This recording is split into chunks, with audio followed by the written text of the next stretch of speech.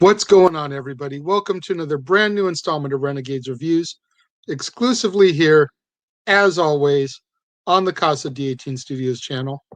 I, of course, am your host, the Renegade JJ Williams, and today I'm going to be starting yet another trilogy of classic films from my childhood, none other than the Mighty Ducks trilogy.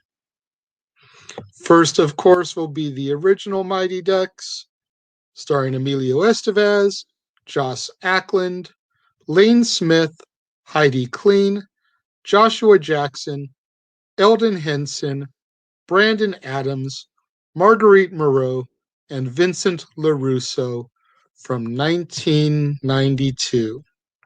What's going on, everybody? Thank you for joining me here once again on another installment of Renegades Reviews. And I gotta say, man, some of these movies that I've been doing this month for trilogies, they definitely make me feel like an old man because of how old I was at the time that they came out. Okay, 1992, I was 16 years old, 15 years old, depending on the month.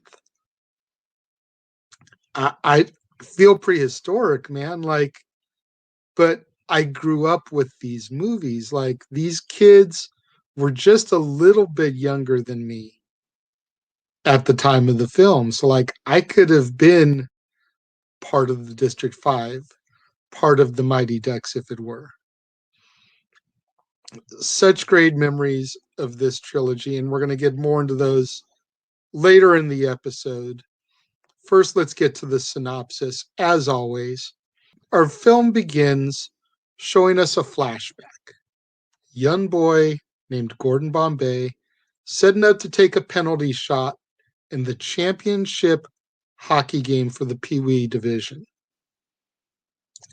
Does his signature triple deke, shoots his shot.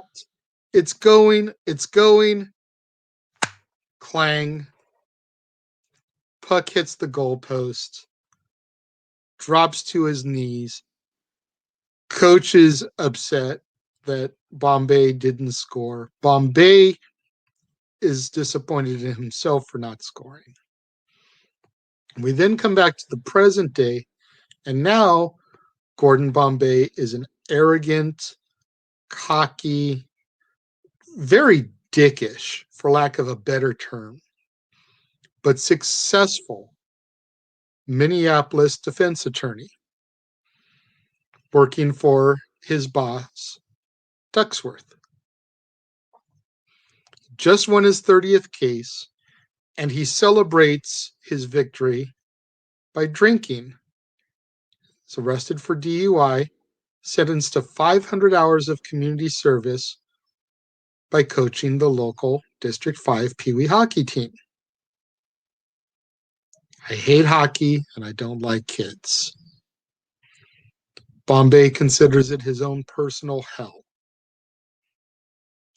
He goes to meet the team at their pond, and there's friction immediately, especially from Jesse, who feels that Bombay is like a drug dealer coming out there to try to get the kids hooked on some illegal substances. You got to consider Bombay's showing up in basically his lawyer type suits, really nice jacket, gloves on his hands, pulling up in a stretch limousine.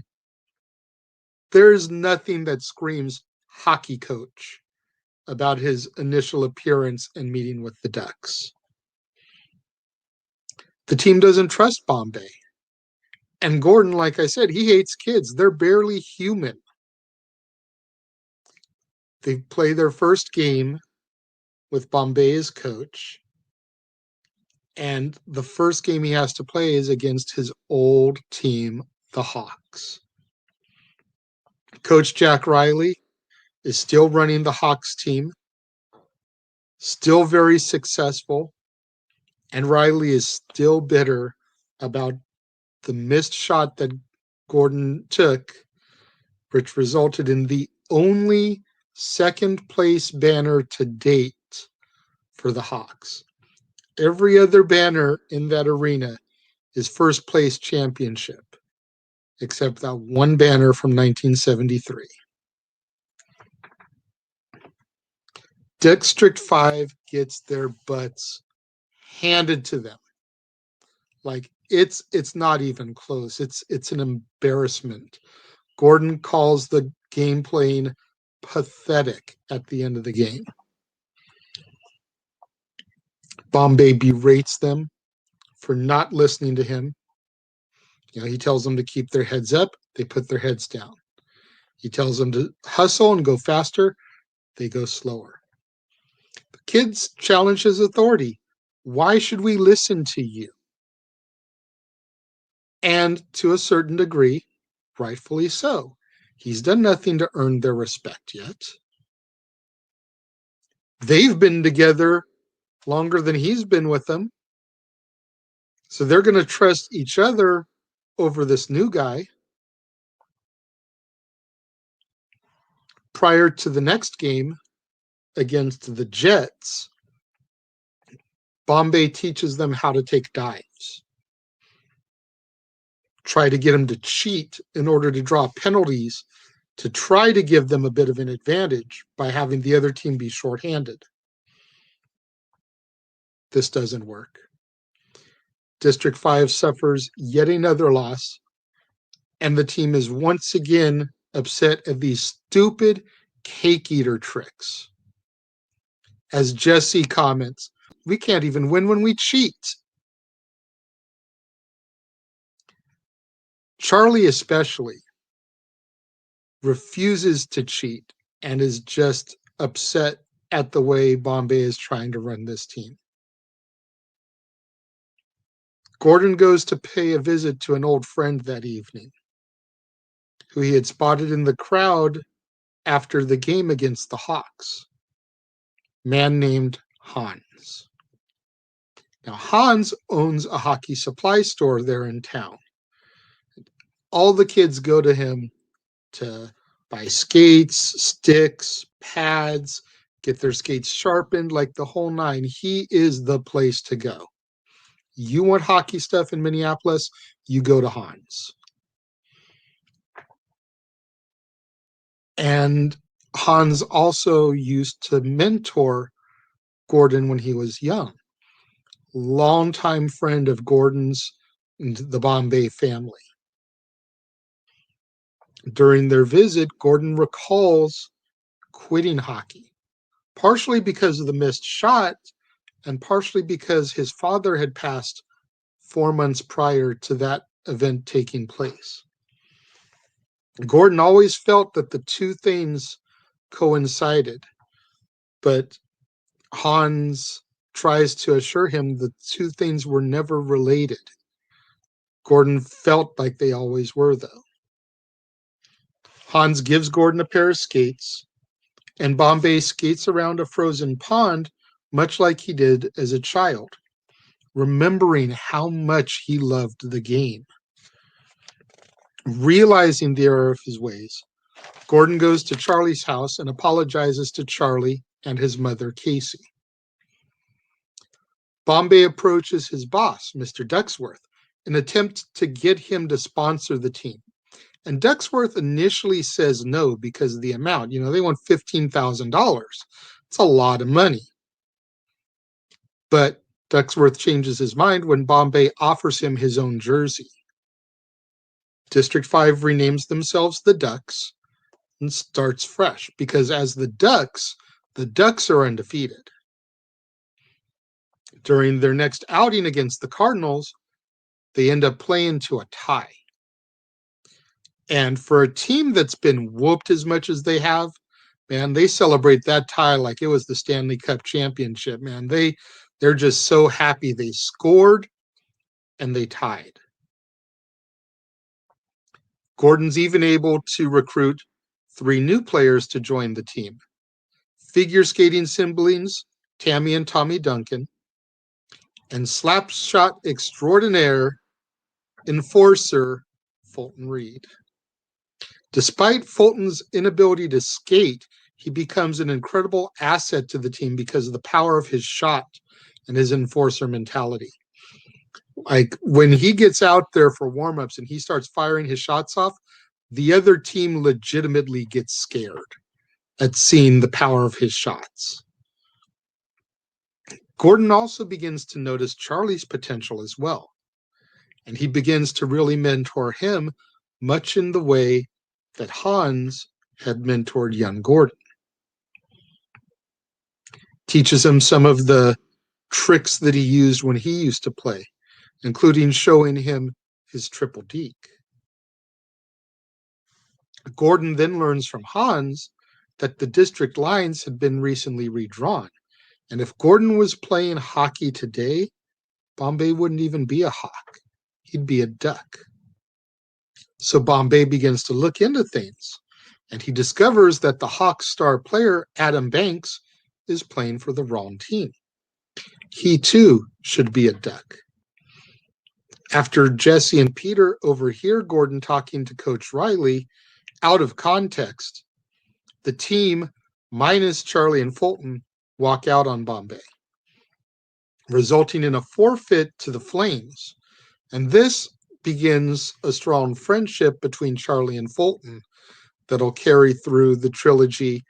Very prominent in the first film, very prominent in the third film. The Ducks shun Bombay, and they begin to revert kind of to their old ways. Ducksworth gets involved, and he makes a deal with the Pee Wee Hockey League in order for the Hawks to keep Banks for the rest of the season. But the deal is contingent on Gordon dropping his protest. Bombay rejects that because one of the main things Ducksworth wanted him to learn through his community service was fair play, sportsmanship. And now Ducksworth, his boss, just wants him to throw all that away because it's convenient for one of his old friends, who just happens to be Adam's father. Gordon ends up getting fired from his job over the ordeal, and Bombay is able to regain his team's trust as they get ready to play an important game against the Huskies. A win will put them into the finals. Well, not the finals, but it'll put them into the playoffs,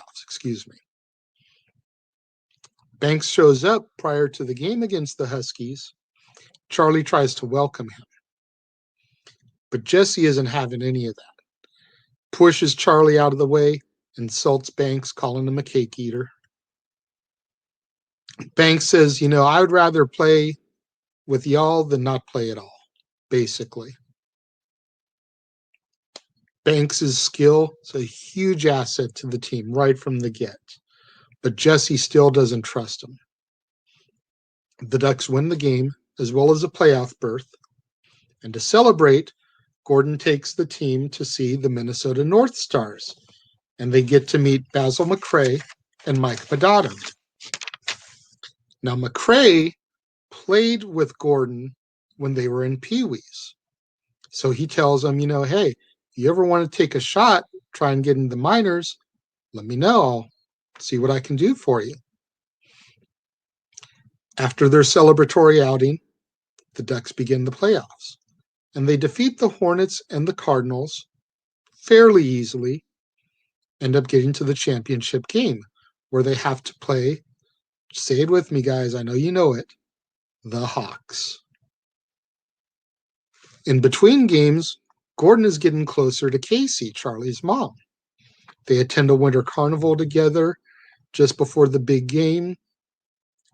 And they're really starting to bond and, form like almost a boyfriend-girlfriend relationship. Still question marks as to where it's going to go, but you can definitely feel the vibe between the two of them. Just before the big game, Riley orders his team to take Banks out by any means necessary. So McGill, one of the Hawks players, does the deed, knocks Banks into the goalpost so that he's taken out of the game on a stretcher. Despite the loss of Banks, the Ducks band together and they play smart hockey, duck hockey, and they're able to rally back. tying the game very late in the third period. During the final seconds of the game, Charlie is tripped by a Hawks player, and the Ducks get a penalty shot. Anybody on the ice is allowed to take it. And Connie suggests that Guy should take it, Guy Germain. A lot of the teams tends to agree with that because aside from Banks, Guy's one of the standouts. But Bombay feels Charlie should get to finish what he started. He was on the breakaway. He was getting set up. Let's see what he can do one-on-one against the goalie. Bombay talks to him before his shot, tells him, whether you make it or you miss it, I'll be proud of you because you gave it your best, which is a major contrast to the words that Riley told Bombay prior to his shot in the beginning of the film. Charlie performs Bombay's triple deke with perfection, nails the game-winning goal. This, of course, hands the Hawks their second place banner that now has to hang in their rafters, along with the one that they earned from Gordon's missed shot. The Ducks and their families come down to the ice and celebrate together. Bombay thanks Hans for everything that he did for him, making him remember how much he loved the sport. Hans tells Gordon how proud he is of him. And Gordon is handed the championship trophy, raises it in the air as everyone chants, Ducks, Ducks, Ducks. A couple of days later, the team sees Gordon off to the bus station. Gordon's about to board a bus to go try his luck in the minors, see if he can make the tryout that Basil McRae set up for him. All of the Ducks give him words of encouragement, some of the things that he taught them: soft hands, concentration, not strength, have fun, coach. Bombay's scared to death because he's going to go up against kids that are like a fraction of his age. But with the advice of his team, gets on board after giving Casey a kiss, which shocks Charlie. And he promises his team that regardless what happens, he will be back because they have a title they have to defend.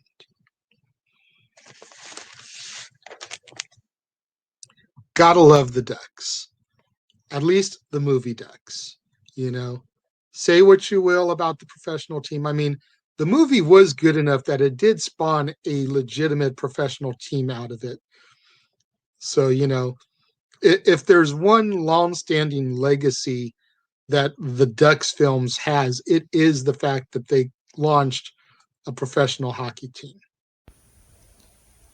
We interrupt this episode of Renegades Reviews for an important announcement about merchandising. Merchandising? What's that? Merchandising. Come, I'll show you. Merchandising, where the real money's made. Make sure you go over to teespring.com/stores/Jeff Meacham Network for all the t-shirts you see here from the West Coast professor, Jeff Meacham himself. You can get shirts for the Jeff Meacham Network, Talk Wrestling, as well as the red and gold Meachamania shirts. And while you're there, don't forget to get your shirts of the Casa D18 Studios Brotherhood, the Dads on Wrestling shirt, the Renegade JJ Williams, Statboy Sports Bar, and the hashtag StatBoyApproved shirt. Make sure you go over to teespring.com/stores/Jeff Meacham Network and score your shirts today. Here with me, as always, to discuss the Mighty Ducks today, tomorrow, and the following day. A man who clearly has nothing better to do over running his own empire. It's only WrestleMania weekend, and he's here talking hockey movies with me instead of doing his own stuff over there. Ladies and gentlemen, the man, the myth, the legend, the West Coast professor, Jeff Meacham. So much wrestling, Jay. So much. I need a break. Thank God for these movies. my God. Oh, okay. Welcome, sir, to the show. Yes, thank As you. always. First of all, do you feel like you're catching fire there? I mean, you are wearing a Ducks jersey, sir. I made sure I layered my King Stanley Cup shirt underneath so I wouldn't completely touch it with my bare skin because I didn't want to have a combustion thing on the first of the 3 days. It's funny when you said say what you will about the Anaheim team. Like, oh, really? I can? Oh, wait, no, Ron, you're not. I don't want to get too crazy. Yeah, let's not get too carried away. I mean, you know, a lot of people are Ducks fans out there. Very I'm much sure so. people that are going to be watching these reviews are in fact Ducks fans. And then there's people that aren't Ducks fans like yourself, but love these movies because they're just great movies, you know. I've made no secret about it in my lifetime. The Ducks films are how I got into hockey. Absolutely. You know, there is an entire generation that discovered this sport thanks to Gordon Bombay, Charlie Conway, Fulton Reed, Adam Banks, Greg Goldberg, Les Averman, Connie Moreau, Guy Germain, etc., etc., etc. So much so to the point that my graduation gift from high school in 1994 was my very own Mighty Ducks jersey with my name on the back. You know, that's how much these movies meant to me. Now in '95, so that was your white jersey with the hockey mask logo, right? Okay. 94. 94. Excuse me. You still old, whatever. You still old. Yes, yes. It wasn't until a couple years ago that I got this one, my number 44 Fulton Reed District 5 Ducks jersey. I mean, everybody turn around and show the back off, but you know, right. I don't want to mess up the shot and everything. But hey, everybody knows when I got my jerseys, and the thing with these is like 2 days ago. well, as we tape this, yes. If we're watching real time, it's a week now. But the truth. And who did you end up getting there, sir? Go ahead and show off the numbers on your sleeve there. Mr. Banksy, okay. I know you were trying to get Charlie, but there was a flub or something. I got D2, and hopefully that'll be here in time to be in time for me to wear it tomorrow. Hi, blah, blah, blah. If not, we'll figure something out. But no, I picked Banks because you know nobody is more of an outsider when it comes to the Anaheim Mighty Ducks or the Ducks, you know, at large than me. And Adam was very much brought in as a outsider who had to adapt to survive. And that's kind of how I feel when I go into the Honda Center for a hockey game, because unless my Kings are there, I'm kind of like, you know, I feel like I'm having to like not show my hand, if you will, because notoriously both sides have been very nasty when we're in the other building. It happens all the time. So I very much felt like Banksy.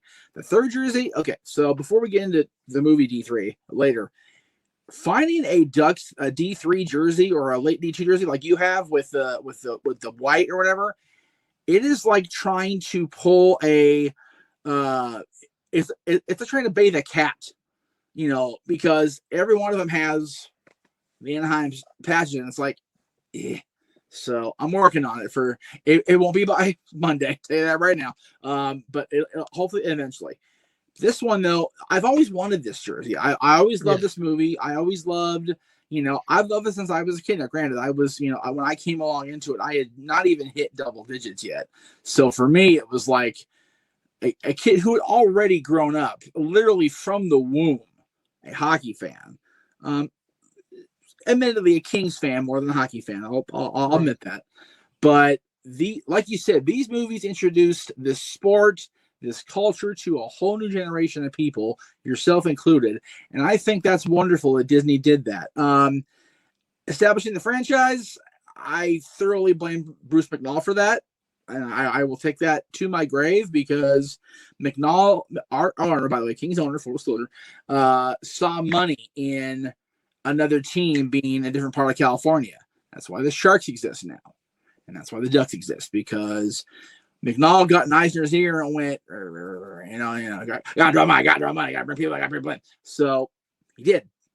And that little hub down there that Disney had, they figured they own the Angels, the Ducks, and the theme parks for a while. So it's, I was just sitting back there freaking putting his feet up on a pile of gold, like, yep, I got it. So good on him. But the movies themselves are just so, again, we talk about this when you bring me on for reviews, timeless. You can show this movie 10 years even before it came out. You can show this movie 10 years after it's made, 100 years after it's been released, when Charlie Conway's the one running the equipment shop, and he's got his Depends undergarments on trying to run the thing, down the line. This is how great these movies and this entire saga is. Yeah. There's a new series out, and it's doing well, and the story continues on. And it's great. It's awesome to see. This is one of the ones where you and I will disagree once again as far as which is better. I've always said D2. I've gone along with you the entire time. And then I've gone along, I've agreed with you. I had a chance to rewatch these just before we did this, as I always do when I'm getting ready to work with you on the show. The first Ducks movie is so good. It is good. It is good. I do love the Ducks movie, the original. Right. If we're being honest with myself here, part of what I don't like about the original Ducks movie is some of the kids. Oh, yeah. And clearly producers didn't care too much for them either because they didn't make it to the sequel. I know.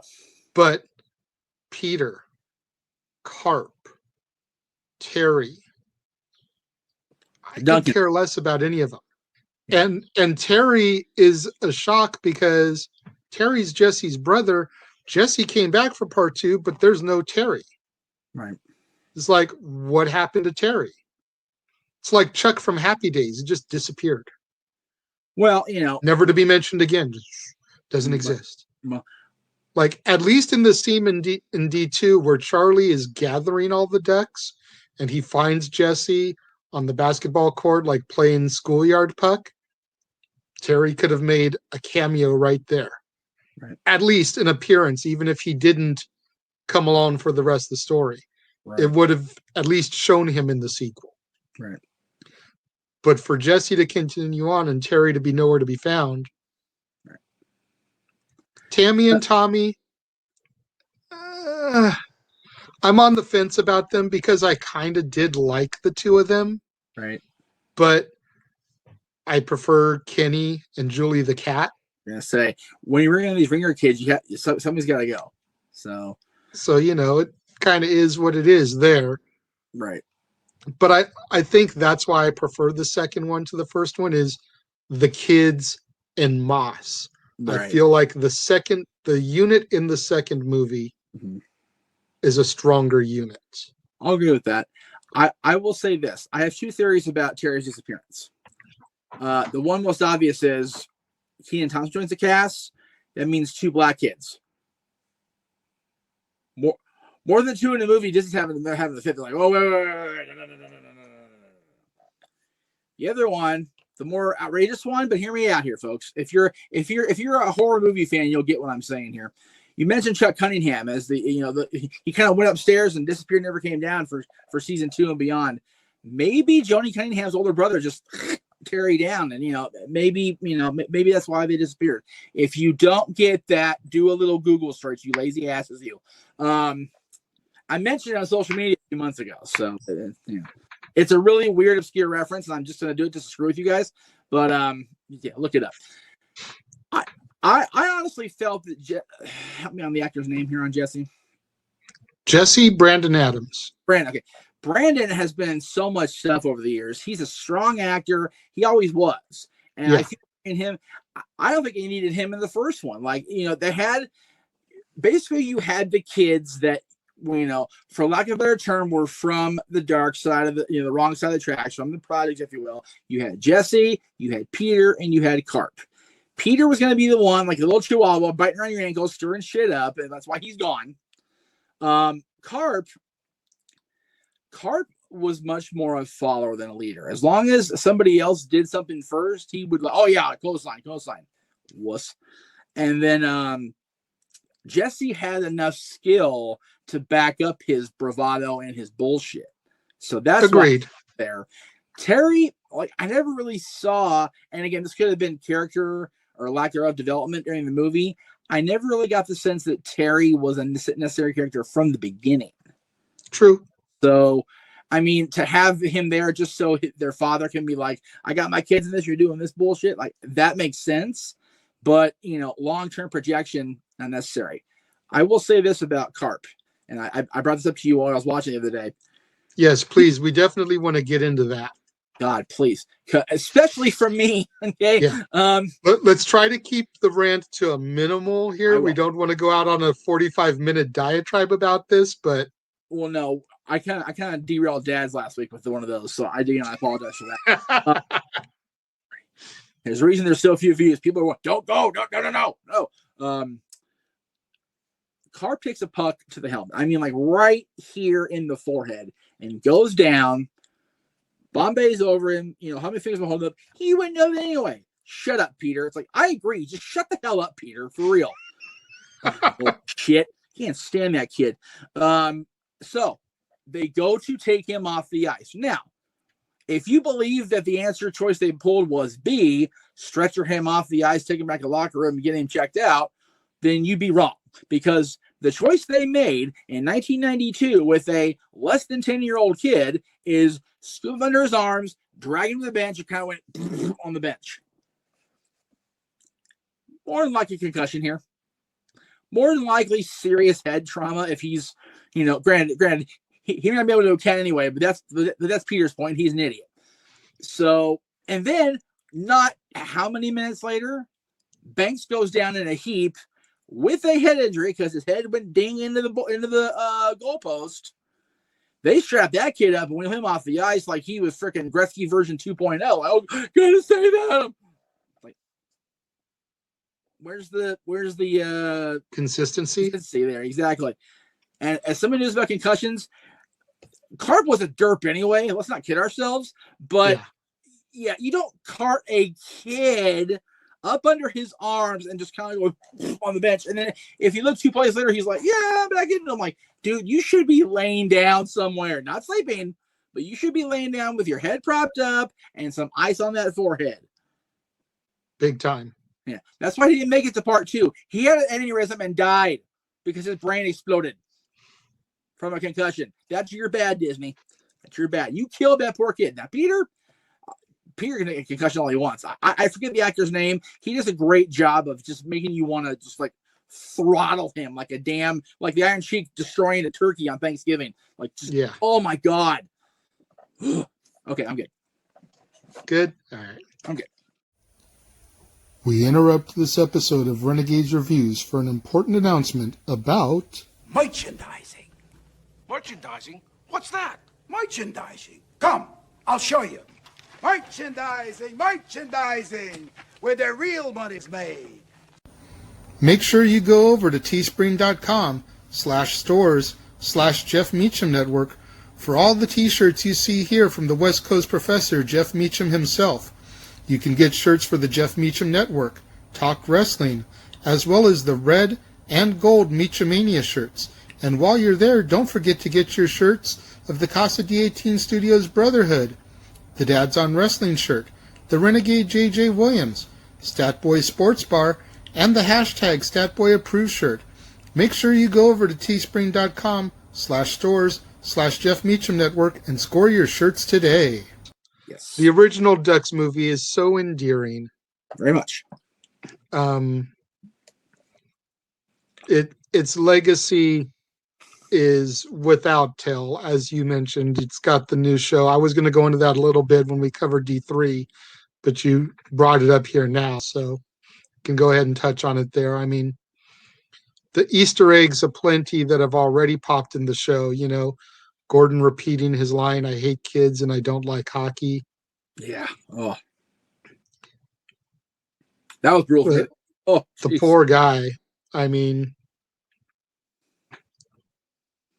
but I wonder what's happened to him in the last 25 years. I'm curious where they're going to go with this. yeah, they need to do a flashback episode and kind of get us caught up on what happened in Gordon's life between D3 and now. Right.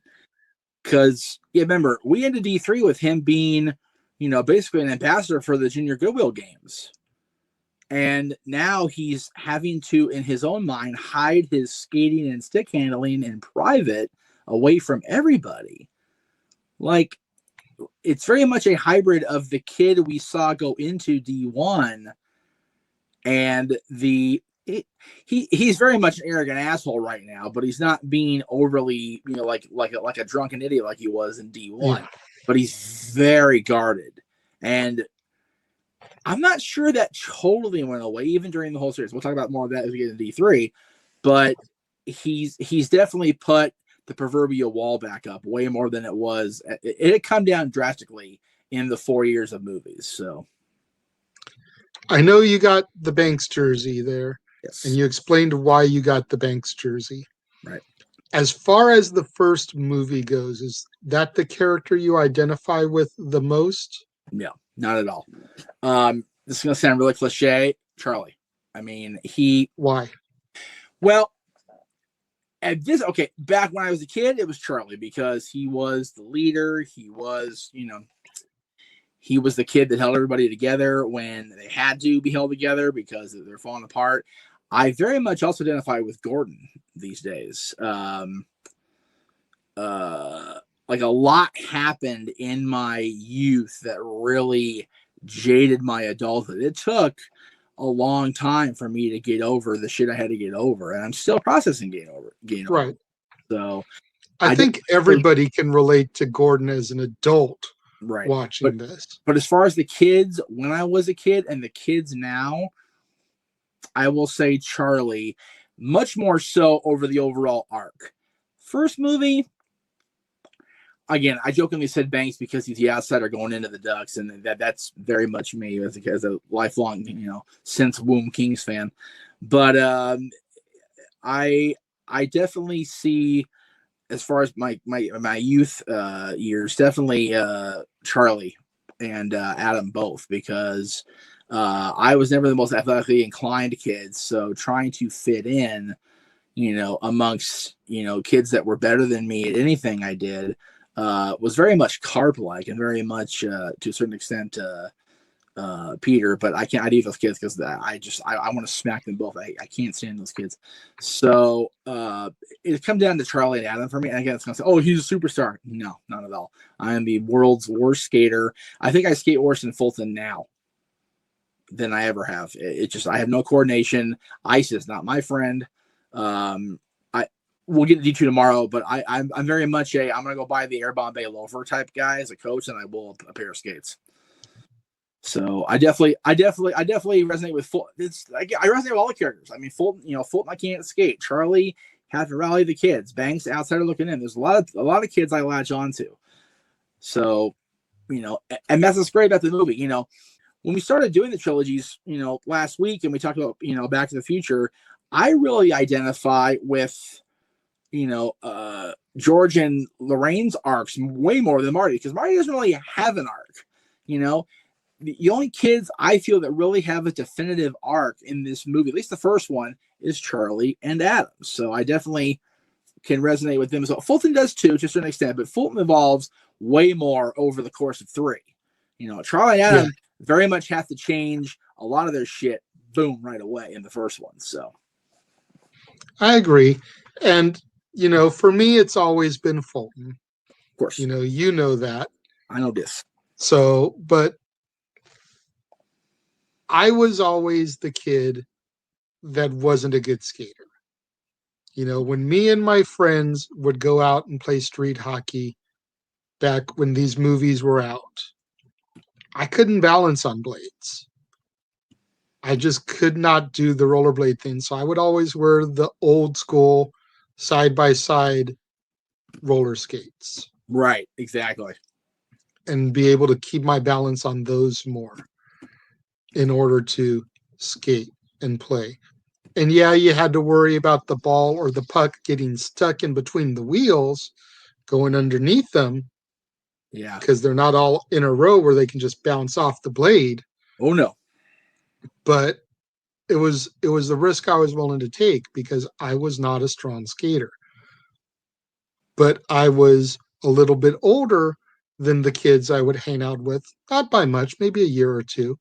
So I was taller, I was stronger, I had the harder shot.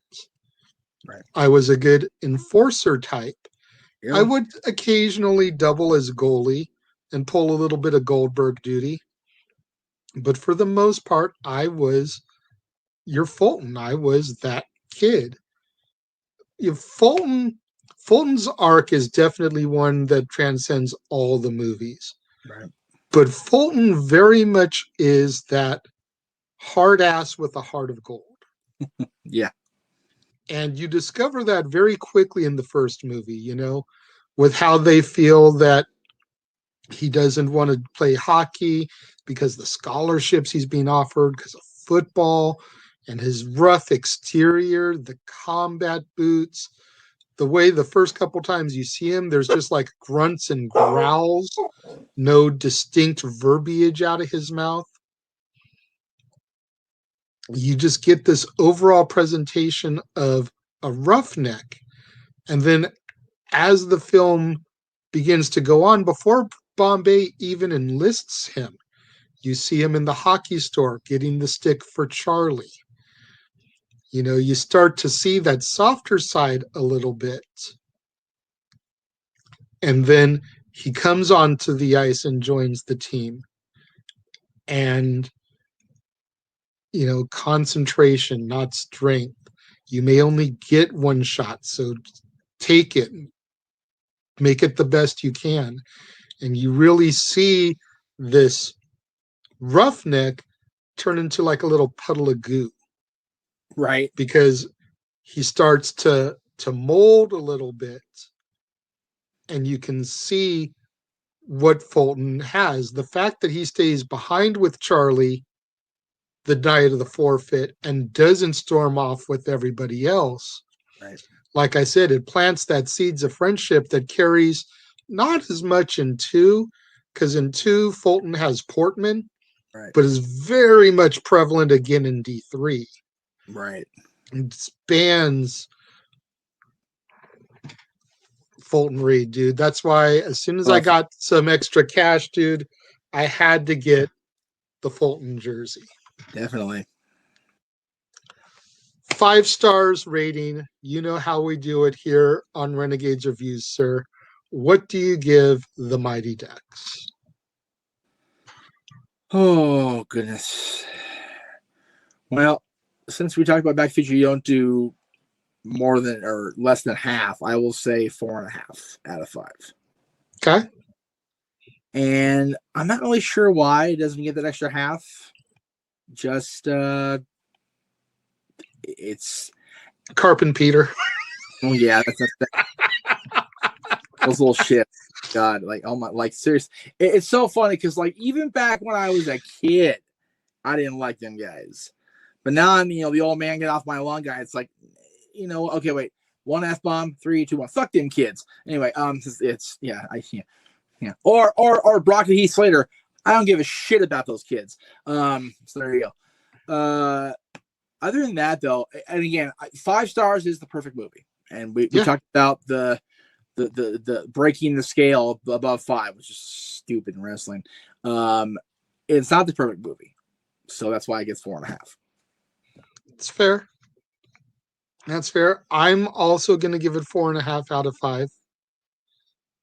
I mean, a lot of what you just said, I could sit here and repeat.